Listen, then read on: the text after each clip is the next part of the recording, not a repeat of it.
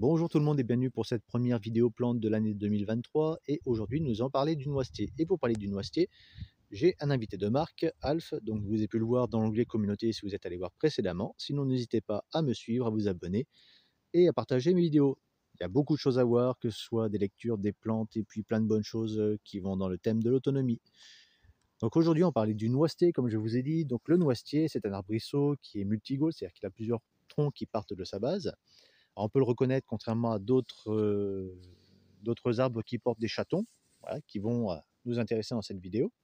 Donc là, ceux-là ne sont pas encore arrivés à maturité, ne sont pas encore ouverts. Alf, il adore les Donc petits. le noisetier multigôle, il a des troncs qui montent jusqu'à 4 ou 5 mètres, contrairement donc à l'aulne, par exemple, au bouleau ou au charme, qui eux ont un tronc unique. Également, vous avez donc les jeunes troncs, les jeunes rameaux qui sont marrons, et en vieillissant, ils deviennent un peu plus gris avec des lenticelles blanches qui apparaissent tout le long de son tronc. Donc, et comme j'ai dit, donc le chaton qui est le fruit mâle du noisetier. Alors vous avez ceux que je vais vous montrer qui ne sont pas ouverts, vous avez par contre ceux-ci, hop, qui eux sont ouverts. Donc vous voyez, c'est toute une inflorescence, donc c'est la fleur mâle qui va délivrer son pollen et qui va polliniser les bourgeons. Donc les bourgeons, hop, donc ici, et alors là ils ne sont pas encore visibles parce qu'ils ne sont pas encore à maturité, mais normalement vous avez des stigmates rouges qui sortent du bourgeon. Je vous ferai une petite incrustation sur le côté pour que vous puissiez voir. Et qui vont donner donc les fleurs, enfin les feuilles du moins, et les futures noisettes. Donc comme ça, vous savez reconnaître le noisetier si vous n'avez pas déjà vu donc au sol des noisettes, si vous n'êtes pas déjà venu ramasser. Donc petit rappel, lorsque l'on parle de plantes, vous ferez attention aux effets indésirables, aux effets cumulés si vous prenez d'autres plantes ou traitements. Si vous avez des allergies, et dans le cas présent, donc les chatons, ils sont à éviter de consommer lorsque vous avez des allergies aux fruits à coque. Donc ne consommez pas la noisette, vous éviterez également le chaton du noisetier. Donc pour commencer, on va parler de l'écorce. Donc l'écorce, c'est plus forcément celle qui se trouve au niveau des racines, qui est astringente et qui va resserrer les tissus. Donc vous pouvez l'utiliser en décoction, c'est-à-dire vous mettez 25 grammes d'écorce dans une eau portée à ébullition et vous l'utilisez en usage externe en le mettant sur une compresse. Donc l'avantage de cela, ça va être une cicatrisation des plaies qui va être facilitée, qui va être utilisée aussi pour les ulcères variqueux, les hémorroïdes et qui a aussi des effets hémostatiques, c'est-à-dire qui va aider à calmer les saignements. Donc en cas d'urgence, vous pouvez pourquoi pas prendre un morceau d'écorce de, de noisetier et l'appliquer sur une plaie, voilà, la partie intérieure de l'écorce naturellement, et ça permet de calmer le saignement. Alors naturellement, saignement léger, il ne faut pas exagérer non plus. Alors l'écorce, elle est aussi utilisée en usage interne sous forme d'infusion. Donc là, vous pouvez prendre pareil, on va dire 25 grammes pour 1 litre d'eau, et ça va calmer la fièvre.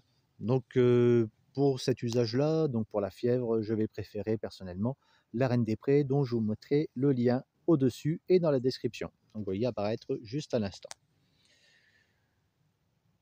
Donc venons-en maintenant aux chatons. Donc comme je vous ai montré, les chatons, donc qui sont facilement reconnaissables, vous allez récolter lorsqu'ils sont bien ouverts, lorsqu'ils sont jaunes ouverts. Vous voyez, là, lorsqu'ils sont ouverts, il n'y a pas de souci, vous pouvez les récolter. Tant que ce n'est pas le cas, évitez de les utiliser, ils ne sont pas encore à maturité, vous n'en profiterez pas dans son meilleur état.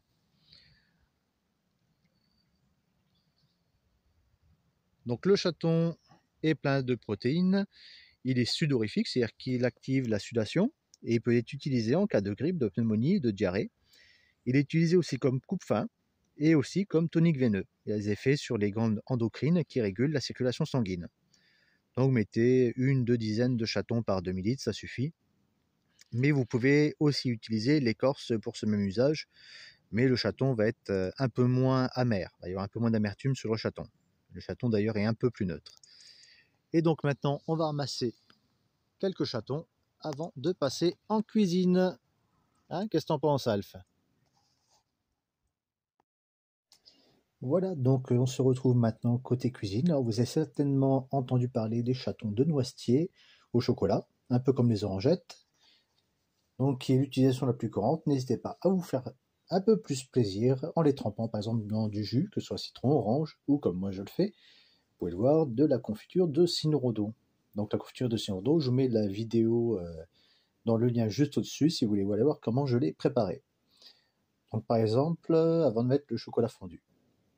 Vous pouvez aussi, donc c'est ce qui suit maintenant, vous pouvez faire revenir dans un peu de beurre ou de l'huile d'olive selon votre préférence et les mettre sur une salade, dans une quiche, un cake, sucré ou salé, au choix.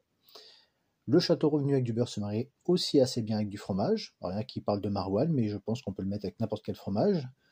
Ou en poêlé avec d'autres légumes. Voilà. En plus, comme c'est plein de protéines, ça peut être un bon légume pour, par exemple, les végétariens. Sur la vidéo, donc vous pouvez voir que je les prépare avec un peu de beurre, que je fais revenir à côté quelques morilles, et vont suivre quelques noix de Saint-Jacques, donc que j'ai eu donc les paquets de morilles de Saint-Jacques à 50 centimes le paquet. Vous pouvez retrouver dans les shorts la belle promo que j'ai trouvée à Lidl. C'est pas pour faire de la publicité, mais c'est vrai qu'il y a des choses qui sont intéressantes. N'hésitez pas à aller voir les shorts pour cela. Et pour finir, ça va donc faire une délicieuse galette. Donc vous pouvez aussi faire sécher dans un hydrateur suspendu dans un tissu près d'une source de chaleur, radiateur, cheminée, donc en faisant attention de ne pas mettre le feu naturellement, ou bien dans un four, donc quand vous avez fini de cuire un plat, vous utilisez la chaleur restante dans le four pour pouvoir faire sécher donc les chatons et après vous les réduisez en poudre pour l'intégrale des préparations. Voilà.